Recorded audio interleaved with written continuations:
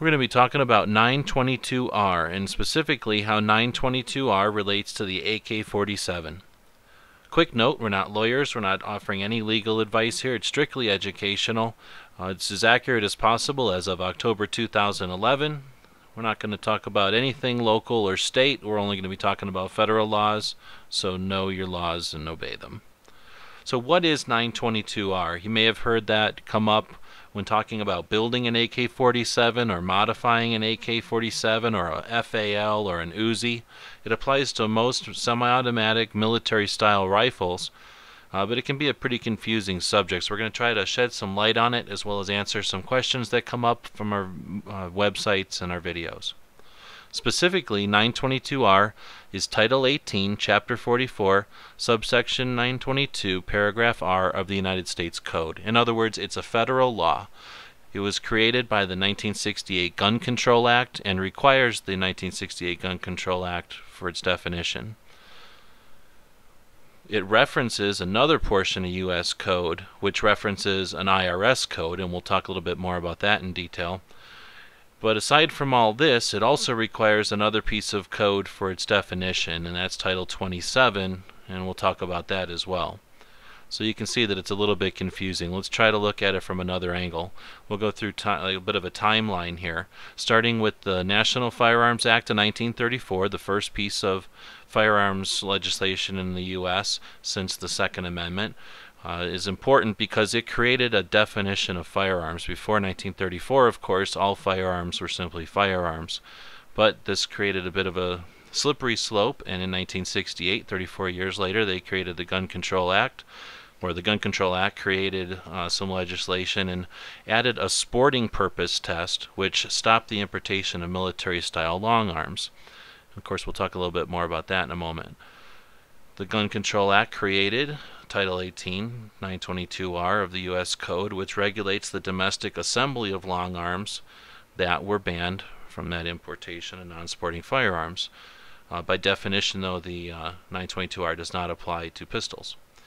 The 68 Gun Control Act also created Title 27, which prohibited domestic assembly of those non-importable weapons and gave us the count, specifically the parts and number of parts that make up a non-sporting firearm. And again, we'll talk about all these in more detail, but you can see that we started with the 1934 NFA, which led to the 68 Gun Control Act, which created the legislation that is now 922R. I'm going to take a moment to talk about sporting purposes, and if you take anything away from this discussion, I hope this is it. Hopefully we'll find a champion to go after this cause, because of all the slippery slopes that are in firearms legislation, this is, in my opinion, the slipperiest. So sporting purposes. While the letter of the law has not changed, the politics of its interpretation has and still does. And we'll talk a bit more about that as we go along here. So, the 1968 Gun Control Act is required for 922R. So let's take a little bit closer look at that 1968 Gun Control Act. The wording of the Act requires that a firearm must be generally recognized as particularly suitable for or readily adaptable to sporting purposes. Unfortunately, sporting purposes is interpreted by the ATF. And sporting purposes as of October 2011 includes only hunting and organized competitive target shooting.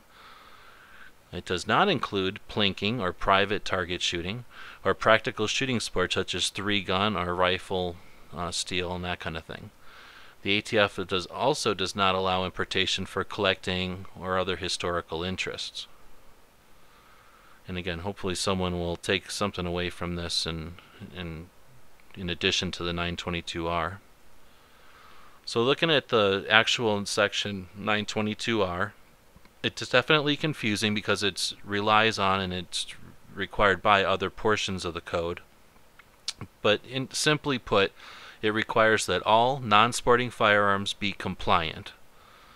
So let's take a look at the actual wording of the law. It shall be unlawful for any person to assemble from imported parts any semi-automatic rifle or any shotgun which is identical to any rifle or shotgun prohibited from importation under Section 925 of this chapter as not being particularly suitable for or readily adaptable to sporting purposes.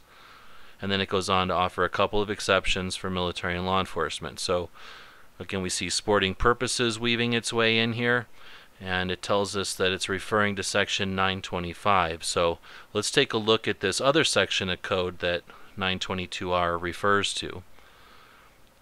It basically says the firearm needs to be of a type that does not fall within the definition of a firearm as defined in section 5845 of the IRS code, and is generally recognized as particularly suitable for or readily adaptable to sporting purposes. And it goes on to exclude military and other firearms.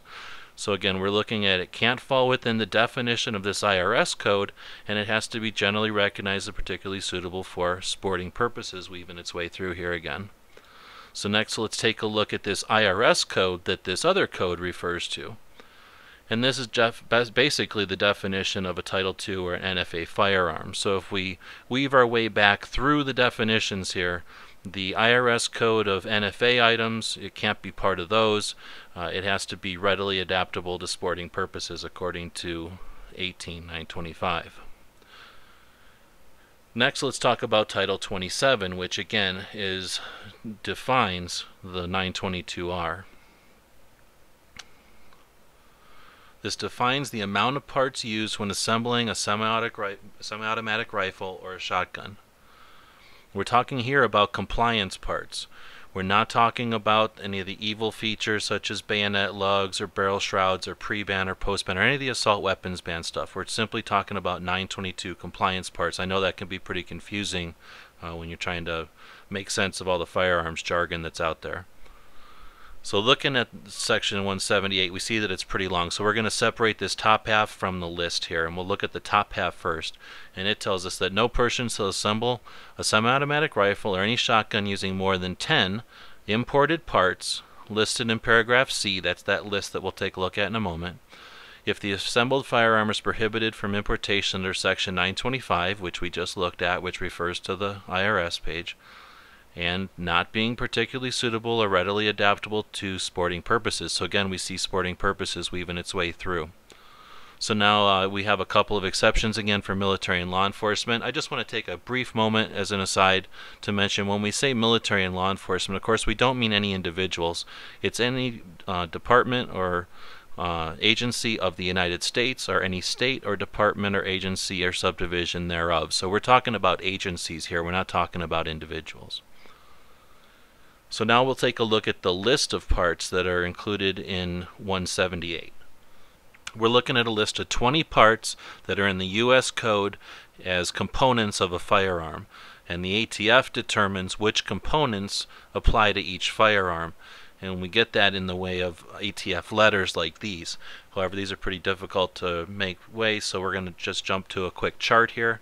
Now we can see that the various firearms, such as the FAL or the Uzi or the SKS or the AK47s, all have different parts, so they all are going to apply to different portions here, and they're all going to have their own number of parts counts. So let's make it a little simpler by removing all the others and just look at the AK47s. When we look at just this subset, we see that none of them have a barrel extension, none of them have an operating rod, none of them have a trigger housing.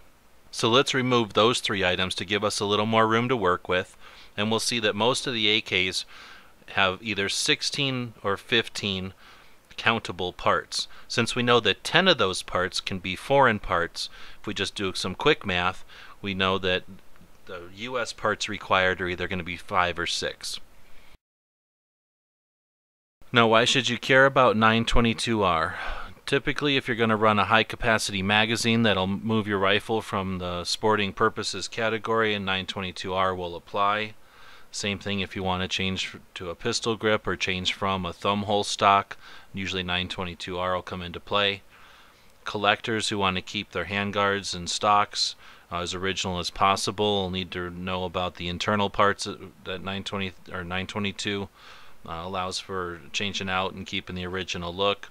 And then of course builders, either hobbyists or professional, are going to need to know to stay in compliance with 922. So let's talk about compliance with the AK-47. We know from that chart that most of the AKs are going to require the 5 or 6 parts to stay in compliance.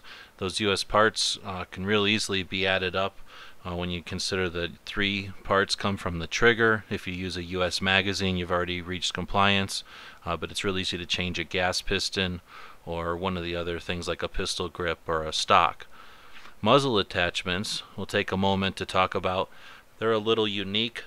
Basically, if you install a muzzle attachment, you'll need to count it as a part. Now, if you have threads but you don't install one, you don't have to count it as a part. If you have threads but you install a barrel nut which doesn't extend past the crown, then, to the best of my knowledge, you don't need to count that as a part. Now, if you have no threads, if it was never threaded, or you have a permanently attached muzzle device, you don't have to count that as a part either. So the muzzle attachment only comes into play if you can install one and if you do install one. When talking about parts for compliance, keep in mind that many modern parts aren't made in the US. They might be made in Israel or Korea, even Russia or Bulgaria, and these wouldn't count for 922R compliance. Same thing goes for any parts that are purchased by a US company and modified, or sold by a US company. That doesn't make them compliant with 922R. When we talk about parts kits, we're talking about rifles that have been chopped down to their component parts. The receivers have been destroyed, and according to the importation clauses of the 1968 Gun Control Act, they can be imported as parts because they're no longer rifles. And because of that, they're legal in just about all the states. And if you are going to build from a parts kit, you're almost always going to start with a US receiver and a US trigger group. So you've got 4 parts right there. If you use a US magazine, you're done. If not, you can again use a gas piston or switch out a pistol grip, and it's very easy to come into compliance when you're building with the US receiver. A note about the Segas. There's both Sega shotguns and rifles. Because the interpretation is up to the discretion of the ATF, they've deemed that the Sega shotgun doesn't have a trunnion, so that changes its number. So the Sega shotgun needs only 6 US parts, and if it doesn't have a threaded barrel for chokes, then it would only need 5. So it's a little bit different than some of the other AKs. When we talk about AK pistols, since only long guns are specified in 922R, the 1968 Gun Control Act would apply to any imported AK pistols, and the 1934 NFA would apply to any AK pistols built here in the US. When we talk about short barrel rifles or short barrel shotguns, machine guns, or AOWs, again, they're excluded from 922R, and you can have all original parts on an NFA or a Title II firearm. So there's about 52 parts in a typical AK. The 922R regulates 20 of them. So it's simple to know those parts. It can be a little confusing figuring out why they come up with those parts, but once you've got a handle on it, it's easy to stay in compliance. Hopefully this was educational, informational. Again, we're not lawyers. Don't use any of this information. Check on it before you make any changes to your firearms. We're going to offer some links. This will be a PDF available on our website. We encourage you to do your part for the U.S. economy and build a U.S. compliant firearm. We have lots of other information like this up on our websites. Feel free to check it out, and thanks for your support. As always, thanks for watching.